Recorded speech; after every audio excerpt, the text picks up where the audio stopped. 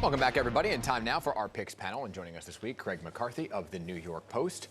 And hello, Craig. And making his debut with us on PIX on Politics this morning, Politico reporter Joe Aunuta. So great to have both of you here. Happy New Year to both of you.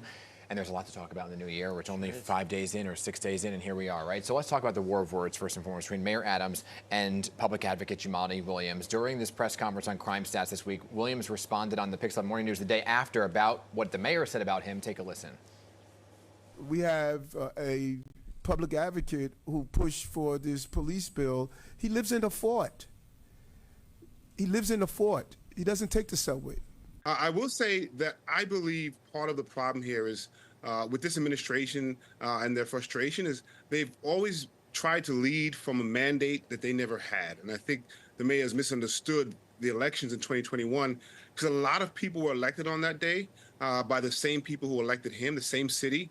And the vast majority of them have a different point of view. And so my hope is that he will understand that there are other partners in government that he has to sit down with. And I think that's been part of the trouble with this administration.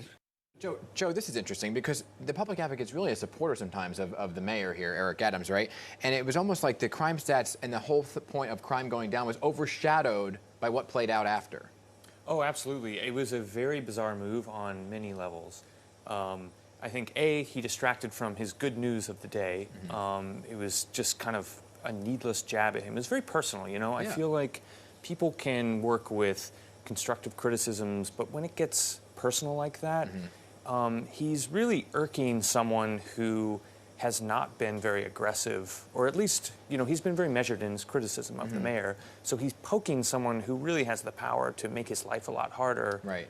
In the public advocate role. Yeah, and he has a loud pulpit, but it's all has to do with this bill, this How Many Stops Act bill, right, Craig? And this bill overall, it seems to be this back and forth of what it exactly means. How many stops the NYPD is actually making versus what the mayor is saying is going to bog them down. The NYPD is saying it's going to bog them down. The public advocate goes, well, that's actually not what it is. So what is it? Well, so there's been a back and forth with the negotiations on how this bill was going to come to be. And, you know, the NYPD historically always pushes back on any sort of reporting or anything like that. Now, they could, the argument that Jumaane Williams has made is that they could make it very easy to do these stops. So basically, we're reporting lower level stops as well as the level 3 stops, which is what what they've always been reporting. But there's the monitor who oversees the NYPD for their stops have always wanted 1 and 2 stops to also be recorded because they believe that they were under-reporting the level 3. So the genesis of this bill was to do that. Now, they have technology. They could figure this out, but also currently at the moment, they don't have the technology in place in the systems the way it is now to do it very quickly with the cops I talked to on the ground. I mean, it's veto-proof.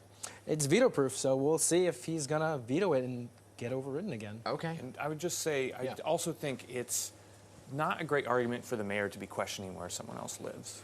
Well, just in general. And that was the thing, because he's now questioning where Jumaane is living on this fort base, and then Jumaane's coming back saying, well, he lives in New Jersey, which is bringing back the whole issue of the New Jersey campaign again, the residency in Fort Lee. That's for a different day, guys. I do want to talk about this major power shift in the city council this week. I know it's a little inside baseball for viewers, but it was a big deal within the city council, right? Adrian Adams sweeping in once again as speaker, but kind of ushering in a new majority leader.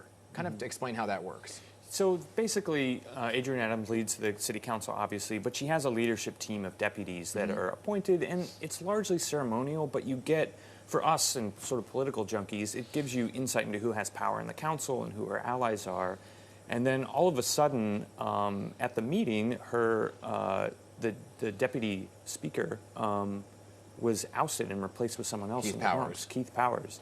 And Keith was running for speaker when this, you know, back in 2021. And as part of him sort of getting on board with Team Adrian Adams, he brought some votes, he did a lot of work for her, seen as really kind of a loyal ally.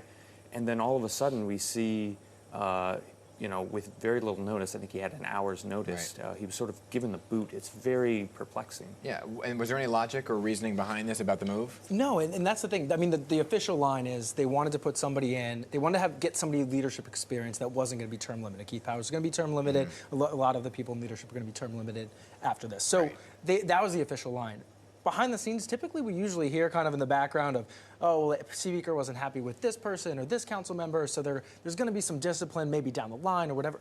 We heard nothing. This was really kind of a surprise move, and nothing. It's been very strange. Not much has come out as to why this move was made behind the scenes. Always interesting. Go ahead. I think these roles, like I said, are largely ceremonial. If you wanted to bring someone into the fold, you could just create a new job. There were other ways to do it that didn't have to end this way, and I think it's kind of a bizarre message for the council. Yeah. Like, people who have openly defied the speaker, voted against the bills she wanted, we haven't seen them get punished in any way, and then someone who really was kind of at the core group of people helping her get elected, he gets punished. Yeah. It's just kind of, it's a very bizarre message. And it was one of those things where a lot of the council members I spoke to off the record said they didn't know until they saw that pamphlet on paper, opened it up, and were like, wait a second, what? We got a lot of text messages that day. I'm sure you did. These two are the ones to follow this year, guys. I follow them on social media. We're out of time here. We've got lots more to talk about, but Greg and Joe will have you back throughout the year. Great to have you here for your first appearance.